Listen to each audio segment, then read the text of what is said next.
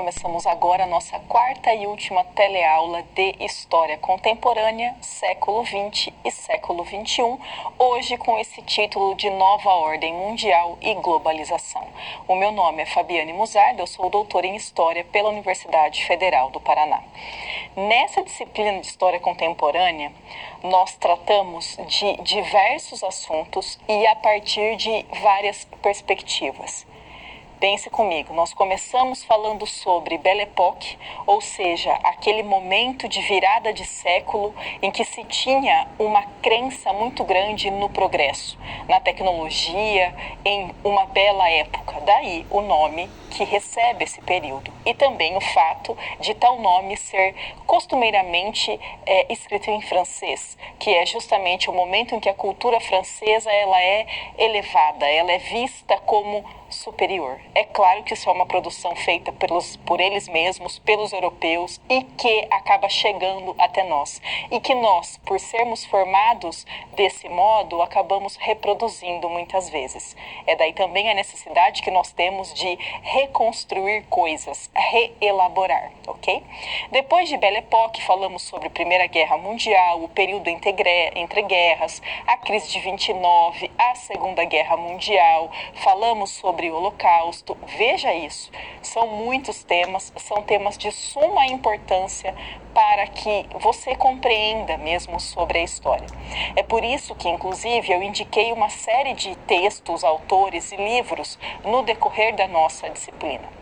Por quê? Porque isso é fundamental para que você consiga aprofundar mais o seu conhecimento a respeito dessas temáticas que são norteadoras para a compreensão do nosso presente. Hoje, nessa aula, nós vamos chegar a momentos em assuntos que são muito atuais, que são muito presentes. Você já deve ter lido em alguns momentos, em alguns escritos acadêmicos, alguns autores que têm algumas ressalvas em tratar de temas tão do presente.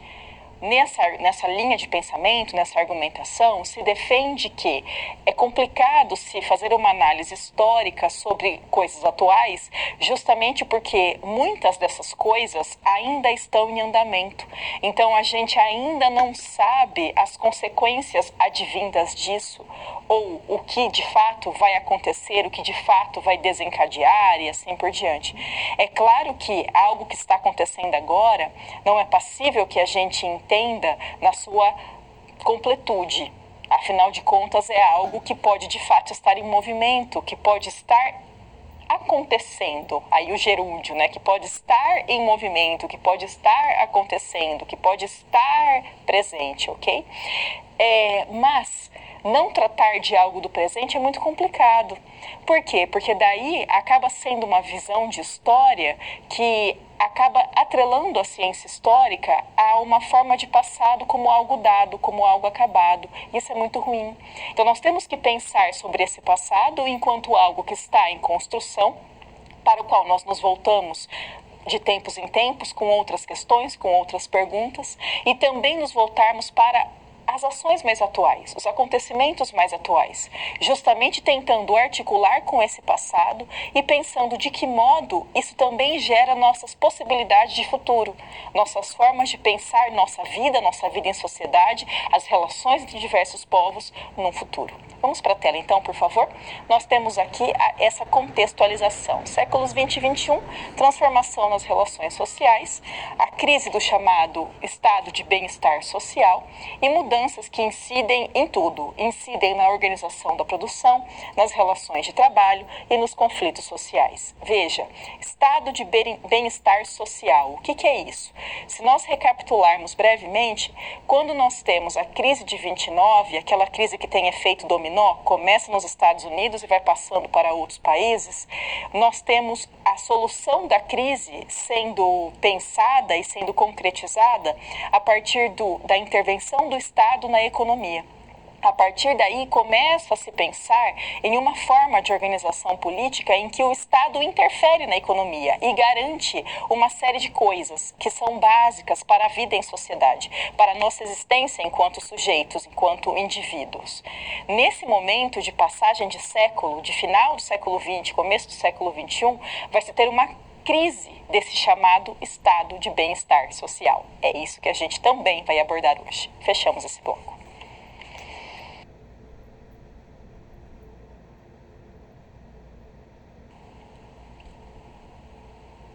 O prefixo neo significa novo. Isso é de uso corrente, todos nós sabemos. Neoliberalismo, novo liberalismo. O que significa isso? Bom, o liberalismo é aquela corrente de pensamento econômico que é criado na modernidade, ali tem o Adam Smith como seu principal nome, mas que é do período da modernidade, data do século XVIII.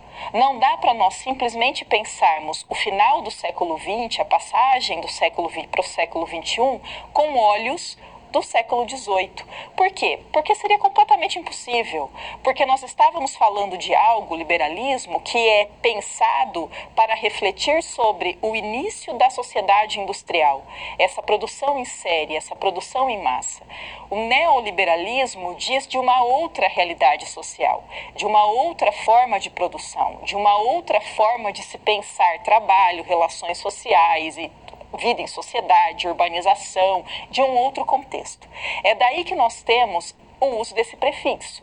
E vai se ter referência a esse liberalismo clássico, sim, há esse resgatar de alguns elementos, mas há alterações, uma vez que nós estamos falando de uma outra realidade social. Vamos para a tela, por favor.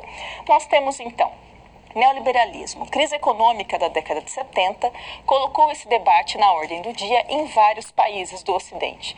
É importante nós frisarmos isso. Por quê? Porque nossa leitura da história, ela é marcadamente ocidental. O que significa isso e por que ela é assim? Bom, nós estamos no hemisfério ocidental e nós somos formados e fomos colonizados por potências ocidentais. Significa o que isso? Significa que nós, enquanto sociedade, surgimos a partir de uma imposição do Ocidente. Isso faz com que o nosso modo de ver a história tenha ligação com isso. Então, nós pensamos o Oriente como algo diferente, por exemplo. Não é à toa, é devido ao modo como a própria ciência foi criada aqui, que tem uma visão ocidental. Vamos para a tela, por favor. Clima favorável à elaboração de novas estratégias econômicas. Por que isso significa? Por que isso ocorre? Bom, um momento de crise favorece o surgimento de novas visões. Favorece. Não vou dizer que todo momento de crise obrigatoriamente cria ou possibilita criações de novas estratégias econômicas, mas ele colabora para, ele favorece para diminuir o potencial de resistência dos setores prejudicados pelas novas medidas, uma vez que associava as medidas de cunho social aos efeitos negativos da crise econômica. E isso é demasiadamente importante. O que significa isso? Veja só, nós estamos falando em um momento de crise, principalmente crise ligada à crise do petróleo, hemisfério ocidental, mas que tem ligação, obviamente, com a outra parte do globo, com o hemisfério oriental. Um momento de crise favorece a criação de novos modos de se pensar a economia, de novos modos de se defender como a economia deve ou não ser feita, ser produzida, como o trabalho deve ser executado. E isso favorece para quê? Para que se associe a crise a programas voltados ao estado de bem-estar social. O que eu estou dizendo com isso? Começa-se, nesse período, meados da década de 70, a tentar se defender a ideia, e deu certo naquele período, e várias outras vezes depois disso, essa ideia também deu certo, de que o que estava gerando a crise era justamente a existência desse estado de bem-estar social. Dizendo de outro modo, seria o fato de o Estado estar gastando, estar investindo em setores como saúde, educação, moradia, saneamento básico e assim por diante. Defendia-se, então, a partir dessa década de 70, que acabasse esse período de uma intervenção do Estado na economia. Qual é o perigo disso? Bom, são vários. Então, por exemplo, a partir do momento que nós não temos um Estado intervindo em setores como saneamento básico, é claro que esse setor vai ficar deficitário. A partir do momento que nós não temos uma política forte ligada, por exemplo, a habitações dignas ou uma educação de qualidade ou a acesso a uma saúde gratuita de qualidade, nós temos também uma grande parcela da população que fica impossibilitada de ter acesso a isso. E veja, tudo isso que eu disse, moradia, saúde, educação, saneamento básico, são coisas elementares para qualquer pessoa. Não são regalias, não são coisas supérfluas, são coisas básicas para uma vida minimamente digna. Vamos para a tela, por favor. Seguindo, então, esse estado de bem-estar social. O que caracteriza o estado de bem-estar social? O nome já ajuda a gente a entender, né? Estado de bem-estar, o que é isso? É o estado garantindo, ou melhor do que garantindo, tentando garantir certos elementos, por exemplo, saneamento básico, por exemplo, moradia, por exemplo, acesso à saúde. Então, prioridade dos governos está mais relacionada ao combate à escassez, à miséria e à desigualdade do que aspectos fiscais das trocas comerciais. O Estado atua como contrapeso para mitigar os efeitos do livre mercado. O que significa isso? O oposto do estado de bem-estar social é o liberalismo econômico, o neoliberalismo nesse caso. Por quê? Porque o neoliberalismo parte de uma premissa: o Estado não deve intervir na economia. O estado de bem-estar social, por sua vez, parte da premissa de que o Estado deve sim intervir na economia. Mas de que modo que isso deve acontecer? Por exemplo, garantindo esses setores básicos e também tendo ali não o domínio completo, mas algo voltado para transporte, uma vez que transporte é algo totalmente necessário para toda e qualquer pessoa também. Questão de indústrias de base, que também são fundamentais para a existência de um país, para a existência de indústrias dentro de uma nação. Vamos para a tela, por favor. Seguindo, crise de legitimidade do Estado-providência. O que é isso? Setores conservadores passaram a formular novas alternativas para solucionar essa crise. Veja, a situação de crise favoreceu a criação dessas novas alternativas. E essas alternativas partiam da ideia de que era justamente esse Estado intervindo na economia que estava gerando essas crises. Veja, essa não é a única forma de se ver isso, ok? Essa é uma forma de se ver isso e que ganhou fôlego muito a partir ali da década de 70. Então, o que se defende, né, esse neoliberalismo? A redução do papel do Estado na economia, a flexibilização de leis trabalhistas, isso está muito em voga nos últimos anos, o controle dos sindicatos, justamente porque boa parte das vezes é a organização e a ação dos sindicatos que acaba conquistando uma série de direitos trabalhistas, novas políticas tributárias, tentando diminuição, né, de questões de impostos. Aqui é um resuminho para que você possa entender melhor.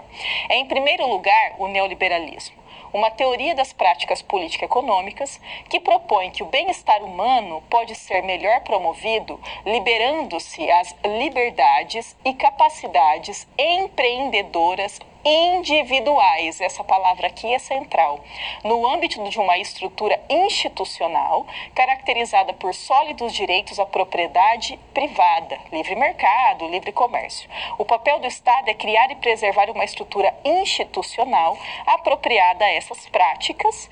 O Estado tem de garantir, por exemplo, a qualidade e integridade do dinheiro. Perceba a diferença. No estado de bem-estar social, a função do Estado é garantir setores como saúde, educação, moradia. Numa visão neoliberal, a função do Estado é não intervir na economia e é pensar a sociedade e agir na sociedade enquanto uma individualização. É daí que palavras como meritocracia se fazem muito presentes. Cria-se um discurso de que é somente o indivíduo agindo por si só, a partir da sua situação e da sua insistência, da sua resiliência, do seu esforço e assim por diante, ele é capaz de conseguir, de conquistar coisas. É claro que não é bem assim. principalmente em um país como o nosso, que é tão marcado por desigualdade social. Vamos para a tela, por favor.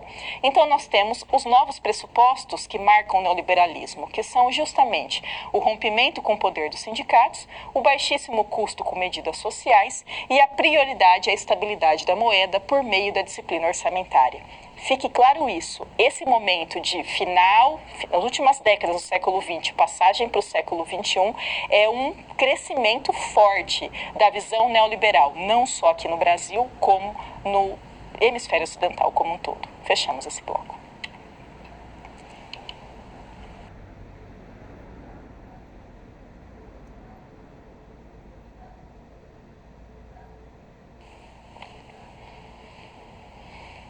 Eu escolhi alguns exemplos para a gente pensar um pouco sobre essa questão neoliberal. Vamos para a tela, por favor. Então, nós temos aqui um dos maiores exemplos americanos de governo neoliberal da época, que ocorre justamente no Chile, quando o governo do Allende, que foi eleito pelo povo, isso é fundamental de ser frisado, o Allende venceu a eleição no Chile no ano de 1970, e foi alvo de um embargo econômico criado pelos Estados Unidos e que contou com a adesão da elite chilena e de boa parte do empresariado chileno, conseguiu derrubar esse governante eleito e marcar o início do governo do Pinochet. O Pinochet, que foi um governante ditador, uma das piores ditaduras que aconteceu aqui em solo americano. O Pinochet, com o governo do Pinochet, com a ditadura de Pinochet, houve a implantação de medidas neoliberais aliadas à fortíssima repressão aos movimentos de contestação. Por exemplo, na época da ditadura de Pinochet, na Universidade Católica do Chile, houve a criação e o fortalecimento de um grupo chamado Chicago Boys, que era justamente um grupo de economistas liberais que tiveram uma grande disseminação, não só das suas ideias, não só no Chile, como para fora ali das fronteiras chilenas, chegando aqui a influenciar economistas brasileiros. E isso não só durante o governo do Pinochet, chegando até os últimos anos a ter ali uma presença dentro de certas leituras econômicas aqui no Brasil, por exemplo. Vamos para a tela novamente, por favor. Aí nós podemos pensar uma coisa. Então, eu coloquei essa questão para reflexão. Como uma população que vivia sob um regime de bem-estar social aceitou a cassação de seus direitos e a imposição de medidas tão duras como as de Pinochet? Por quê? Vamos lá, vamos dar exemplos, né? Durante a ditadura de Pinochet, houve a morte e a perseguição de milhares de pessoas no Chile. Não há um consenso sobre quantas pessoas foram mortas e desaparecidas a mando do governo de Pinochet nesse período. Mas tem-se ali como uma base o número de 40 mil pessoas, 40 mil chilenos tendo sido mortos nesse período durante a ditadura de Pinochet. Ele que adotou o que é chamado de doutrina da segurança nacional. Qual era essa ideia? Bom, doutrina da segurança nacional, pense comigo, que período que é isso? Pensando de modo mais amplo, pensando num contexto mundial, Guerra Fria. No hemisfério ocidental, com os Estados Unidos tão presente, pensando principalmente que o embargo que o governo do Allende sofreu foi criado pelos Estados Unidos, ok? Qual que era a segurança nacional? Qual que era o medo? Do que precisava se defender o país? Acertou aí quem pensou o comunismo. Então, Pinochet criou o que ele chamou de doutrina da segurança nacional, argumentando que as ações que ele estava fazendo no Chile tinham um propósito maior de proteger o Chile do governo comunista. É claro que isso era uma justificativa, um argumento, e com base nesse argumento se criou uma série de atrocidades que geraram, por exemplo, a morte de milhares de pessoas. O Pinochet, que foi preso no finalzinho da década de 90, em 1998, e ele foi julgado por crimes contra a humanidade. O que significa isso? As atrocidades cometidas por ele ultrapassaram a questão de contra a população do Chile. Isso é um crime contra a humanidade e por isso ele foi julgado por um tribunal internacional. Ocorre que antes do fim desse julgamento ele acabou morrendo, já bastante adoecido e já mais velho, morreu e foi morto sem nenhuma pompa de um chefe de Estado, nenhuma. Uma vez que o governo dele no Chile marca mesmo um momento ruim, um momento de perseguição, um momento de aumento de desigualdade social, um momento de inflação, tudo isso mascarado com a ideia de que houve crescimento econômico. Dá para a gente fazer um paralelo, claro que não é a mesma coisa, mas com a questão do milagre econômico quando nós falamos da ditadura aqui no Brasil, de pessoas que diziam que a economia cresceu naquele período, sendo que na verdade não foi um crescimento, porque teve aumento de dívida externa, aumento de empréstimo, aumento de desigualdade social, aumento de concentração de renda, aumento de inflação. Então isso é um crescimento econômico que é de fachada, não é um crescimento econômico real, concreto. Vamos para a tela, por favor. Aqui nós temos nos Estados Unidos o governo do Reagan, que é ali de 81 até 89. Ele que foi um dos principais críticos do princípio do New Deal. Lembrando que o New Deal foi aquele programa de intervenção do Estado na economia, criado justamente para que os Estados Unidos superassem a crise de 29. Segundo o Ronald Reagan, nós temos que conceber os indivíduos como competidores e empreendedores em potencial. Por isso, a busca pelo sucesso é individual. Veja isso. Uma vez que você individualiza a questão, você coloca responsabilidade sobre o sucesso ou sobre o não sucesso de alguém somente nele mesmo.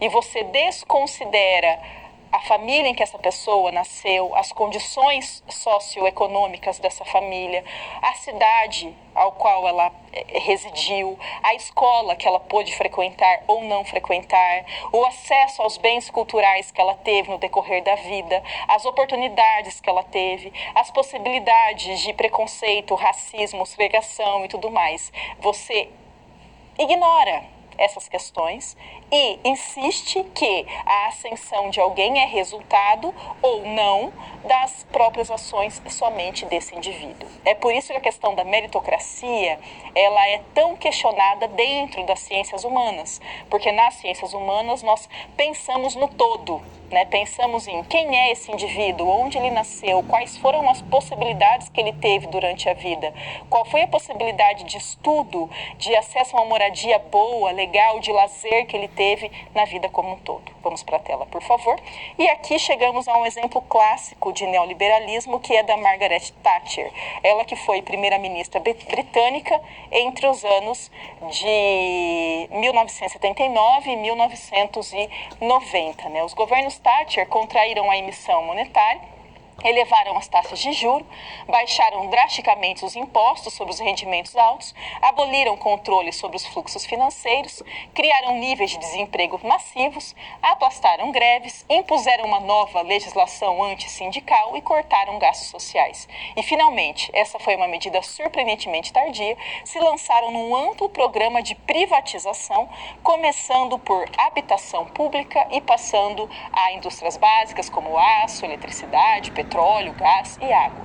Esse pacote de medidas é o mais sistemático e ambicioso de todas as experiências neoliberais em países de capitalismo avançado. A Margaret Thatcher, ela virou uma espécie de símbolo do neoliberalismo.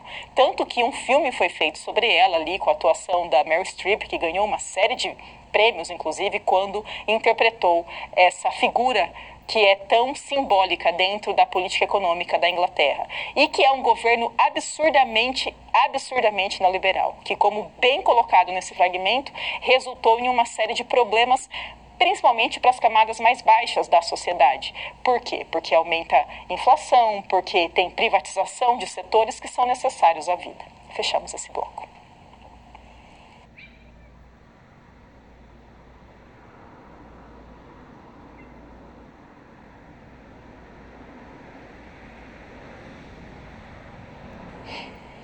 Globalização é uma das palavras que nós utilizamos em diferentes contextos, e muito, em diversos meios. Então, se a gente vai falar, por exemplo, de cinema, nós podemos falar sobre globalização. Por quê?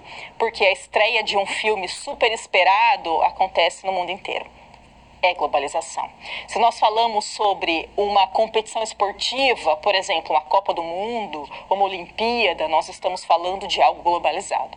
Se nós falamos sobre uma pandemia, por exemplo, a pandemia do coronavírus, nós estamos falando de uma pandemia global. Então, globalização é algo que está presente na nossa vida, não tem como negar, e é uma palavra de uso corrente na nossa vida também. Vamos para a tela, por favor. Veja só, globalização. A partir de 1980, nomearam um processo de crescente integração econômica sob a égide neoliberal e a correlata internacionalização dos dispositivos culturais de transporte e comunicação. O que significa isso? A tal globalização não se restringe à questão econômica, ainda que inicialmente ela tenha sido pensada assim, porque naquele contexto era isso, mas é uma internacionalização de qualquer coisa. Então, por exemplo, de filmes, música, competições esportivas, transporte. Nós temos o coronavírus que foi se alastrando tão rapidamente por conta de uma comunicação, de um deslocamento constante e massivo de pessoas, de produtos. Comunicação, mesma coisa, algo que acontece em qualquer lugar do mundo hoje, nós temos acesso a ela instantaneamente. Então, um acidente que ocorre, nós temos imagens praticamente ao vivo daquilo que aconteceu. Então, é uma comunicação global e instantânea que ocorre também. Tanto que, vamos para a tela, teve esse filósofo chamado Marshall McLuhan, que criou na década de 60 o conceito de aldeia global. Parece uma contradição, né? Porque a aldeia a gente pensa em algo pequenininho, com pessoas que a gente conhece, que sabe o nome, mas aí é global, né? Então, algo pequeno? Não é. É algo gigantesco, é algo global. O que é isso? Mais do que uma ampliação nas possibilidades de troca comercial, a globalização se caracteriza por um contexto de comunicação instantânea de hábitos e de bens simbólicos. Veja, é uma rede de fast food internacional que se coloca em qualquer país. É uma música que está nos streamings mais ouvidos do mundo todo. É um estilo de vestimenta que surge em um lugar e que de repente foi disseminado para tudo quanto é lugar. É um vírus que se propaga instantaneamente por todos os lugares também. Ou seja, a globalização, ela acaba gerando um contato muito grande entre pessoas, mesmo que nós não estejamos juntos, mesmo que nós não nos conheçamos, mesmo que a gente nunca tenha se visto na vida, mas nós temos algo que nos conecta. Pense em sistema bancário, em sistema de aeroportos, em uma coisa globalizada, e não tem como negar isso. Vamos para a tela, por favor.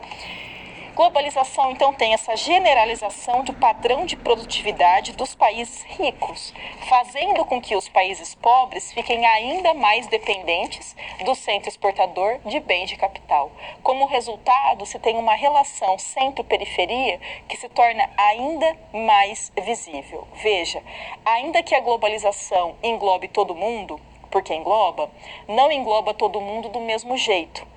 E não são todas as comunidades, todas as nações que têm a mesma fatia dentro desse mundo globalizado. Na verdade, com esse mundo globalizado, a tal diferença gritante econômica, política, social entre países fica mais perceptível, fica mais visível. Vamos para a tela, por favor. Nós temos, então, no aspecto econômico, a generalização do paradigma liberal, essa ideia de que a economia deve se reger por si mesmo, uma austeridade fiscal, reforma da Previdência, justamente fazendo com que as pessoas trabalhem cada vez por mais tempo, então tenham uma aposentadoria tardia quando é que se aposentam, né? No plano cultural, nós temos uma circulação de ideias e modos de vida globais e cosmopolitas, que são muitas vezes opostas a tradições culturais nacionais. Por exemplo, no ramo da alimentação, uma rede de iFood que se sobrepõe a determinada culinária que existe há tanto tempo num dado lugar. Significa que a globalização então só trouxe coisas negativas? É óbvio que não. As coisas não são maniqueístas, não é só bom ou só ruim, né? Nós temos uma série de coisas que são muito legais, que adviram justamente do mundo globalizado, e uma série de problemas que foram acentuados com essa globalização, que é, por exemplo, a questão da desigualdade. E nesse processo de globalização, nós temos ao mesmo tempo a criação de blocos econômicos. Vamos para a tela, por favor. E aí você pode pensar, nossa, mas não é contraditório no mundo globalizado cada vez mais você ter países se unindo em bloquinhos? Na verdade, essa contradição ela é apenas aparente. Por quê? A existência desses blocos econômicos oferece suporte à globalização, na medida em que garante a existência de mercados transnacionais. O que significa isso? Pense em um país, ele se relaciona comercialmente, no campo cultural, econômico, político, com muita gente, com o globo, ok? Mas ele tem uma relação mais próxima com determinados países que são seus parceiros mais próximos, e isso assegura uma estabilidade, isso assegura uma posição que favorece as relações desse bloco com outros países, mas também pensando que dentro de um mesmo bloco, não necessariamente as posições ocupadas por cada um dos países são iguais. Basta pensar, por exemplo, o NAFTA, que tem ali Estados Unidos, Canadá e México. Obviamente nós sabemos que a fatia do México de visibilidade e de posição nesse bloco não é equivalente à dos seus dois parceiros. Fechamos esse bloco.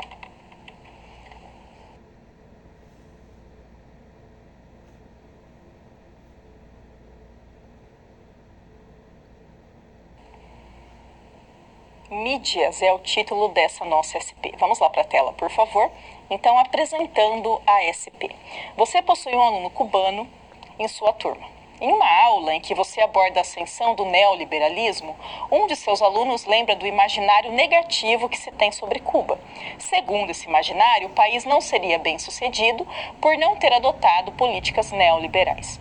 Será que a imagem que a turma tem desse país seria condizente com a narrativa do aluno cubano? Veja isso é uma questão bem interessante. Por quê? Porque há uma hegemonia neoliberal nessas últimas décadas do século XX, primeiros anos do século XXI, e essa onda, ela volta, né? Ela volta no contexto da América Latina bem recentemente, mas há uma ideia, então isso cria a ideia de que países que têm uma situação específica estão nessa situação justamente porque, diferentemente dos outros, não se organizaram a partir dessa economia neoliberal e que isso teria gerado problemas. Então, tendo nessa situação problema, nessa situação hipotética, um aluno cubano e essa crítica em relação a Cuba, de que modo pensar sobre isso? Vamos para a tela, por favor. Então, retomando, por exemplo, o discurso que tem circulado sobre Cuba nas redes sociais brasileiras, de que modo você, professor, poderia contribuir a partir desse exemplo para o aprofundamento da discussão sobre o papel da mídia em nossas visões de mundo? A mídia, ela principalmente pensando em redes sociais, muito importante hoje em dia. Por que isso? Porque as chamadas fake news, elas são criadas em grande quantidade, elas são disseminadas numa velocidade assustadora, numa velocidade difícil de acompanhar, na verdade. E a partir desses discursos, muitas vezes baseados em nada, baseados em achismos, a gente pode ter absurdos sendo defendidos e sendo propagados. Então, a partir da realidade de um aluno que viveu naquele contexto, que teve um período da sua história naquele lugar, pode colaborar para pensar sobre outros modos de pensar sobre esse país. Veja, não estou aqui defendendo que o modo como Cuba se organiza enquanto sociedade é o modo ideal, mas é um modo possível. Do mesmo modo que o neoliberalismo é uma maneira possível de se pensar a economia.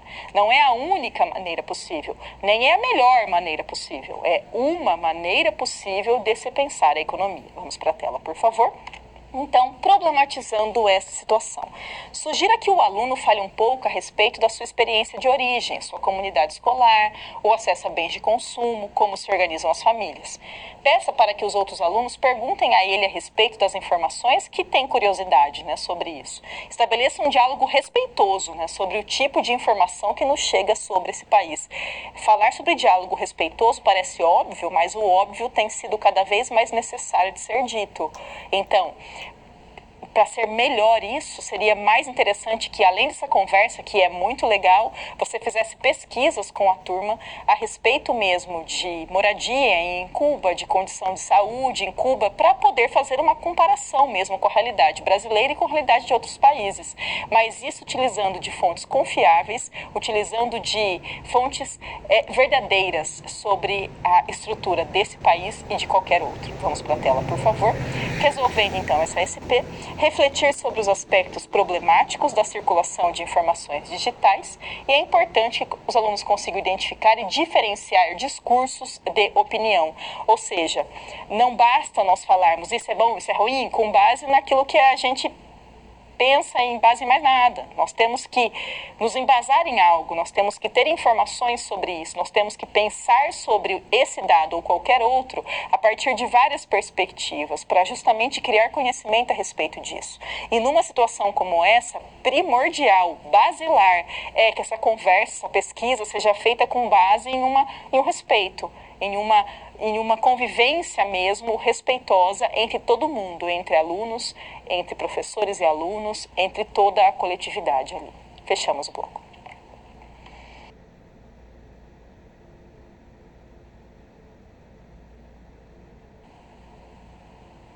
Vamos lá para a tela ver a nossa interação. Vamos lá. Fala-se muito hoje em dia em liberdade de opinião. Qual a relação entre liberdade de opinião e direitos humanos? Pense aí um pouquinho.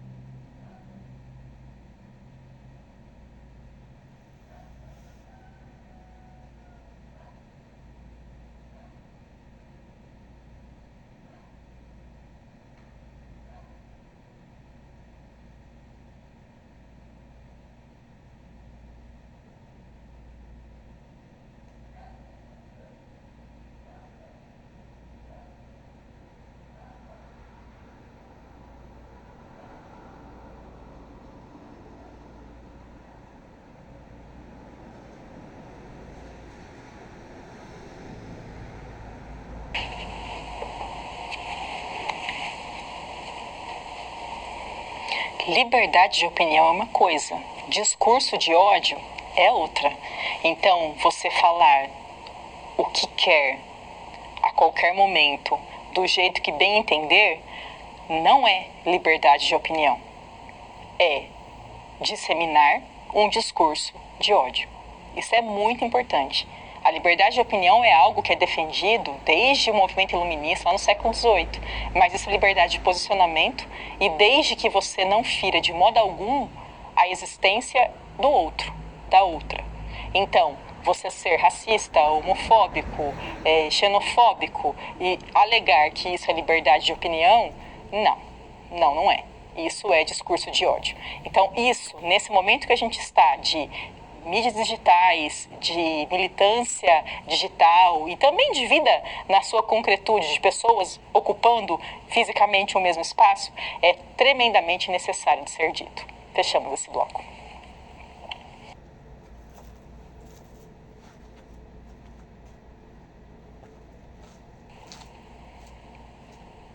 Guerra ao terror, entre aspas, é bastante simbólico, né? Afinal de contas, em cada período da história nós temos uma visão do que é terror. E esse terror é ligado a um grupo de pessoas ou uma certa situação, algo que se deve combater. Por exemplo, quando nós falamos em Guerra Fria, o terror aqui no hemisfério ocidental era a chamada ameaça comunista. Ainda que o comunismo, com raríssimas exceções, a exemplo de Cuba, tenha passado longe de se, de fato, concretizar aqui em solo americano. Na história brasileira, por exemplo, o golpe que Getúlio Vargas deu, um dos golpes que Getúlio Vargas deu durante o seu período no governo, ele foi feito justificando-se que ele estava protegendo o Brasil da ameaça comunista, ameaça que não existia. Então, guerra ao terror. Para você ter uma guerra contra algo, você muitas vezes cria esse algo. É daí que estão essas aspas. Não necessariamente esse terror, ele existe de fato. Ele é real, ele é concreto. Ele, muitas vezes, é imaginado, é criado justamente para que você tenha algo a ser combatido. Uma vez que existe algo a ser combatido, tudo se justifica. Então perceba o quanto é interessante para algumas nações, para algumas pessoas, para algumas posições de poder, esse discurso. Vamos para a tela, por favor. Nós temos aqui, então, globalização. Será que a globalização tem o mesmo sentido para todo mundo? É evidente que não, né? Vamos ver, então, esse fragmento do Yanni. Simultaneamente, desenvolve-se a concentração do capital no sentido da crescente reinversão do excedente, lucro ou mais-valia, e da centralização do capital através da absorção de empreendimentos menos ativos, secundários ou marginais, pelos mais ativos, dinâmicos ou agressivos. Assim é que as forças produtivas e as relações de produção atravessam territórios e fronteiras, globalizando-se. Vejam, o foco desse fragmento diz respeito a uma globalização mais voltada para o aspecto econômico, justamente destacando os momentos não raros em que empresas maiores cooptam empresas menores, em que nós temos a formação desses grandes cartéis, esses grandes monopólios que acabam se consolidando em determinados ramos da economia, às vezes em vários ramos da economia. E é claro que isso não acontece do mesmo modo, nem no interior do mesmo país, quanto menos na relação entre diferentes países. Vamos para a tela, por favor. Aqui, no desenvolvimento desigual, o que acontece? Por exemplo, na relação entre países e na organização interna dos mercados nacionais. É o que eu acabei de dizer. Essa desigualdade, ela não se faz presente somente no interior de um mesmo país. Ela se faz presente no interior de um mesmo país e também na relação entre países. Daí nós temos essa criação aqui de toyotismo. Por que será isso, não? Toyotismo lembra Toyota, correto? E nós já vimos nessa disciplina a palavra Fordismo, que lembra Ford, correto? Justamente a palavra toyotismo é para fazer referência à linha de montagem da Toyota mesmo. E justamente se vale dessa referência para fazer uma referência indireta a essa outra leitura do Fordismo que data do início do século XX. Mas aí vamos ver o que caracteriza esse toyotismo, então. As empresas tornam-se as as instituições principais da economia e não os estados. Veja, não é mais o Estado com E maiúsculo, esse governo instituído, que vai ser o principal elemento econômico, e sim esses grandes conglomerados empresariais. As empresas focam mais na inovação e na invenção do que na reprodução de peças de menor valor agregado. Aqui é novamente uma referência ao Fordismo. Por quê? O Ford T, ali, o Fordismo seria a produção em série, em massa, na maior velocidade possível naquele contexto, do mesmo item, de um mesmo artigo. O Toyotismo não. O Toyotismo já vai pensar em inovação de peças e não simplesmente na reprodução de algo que já existe. Vamos para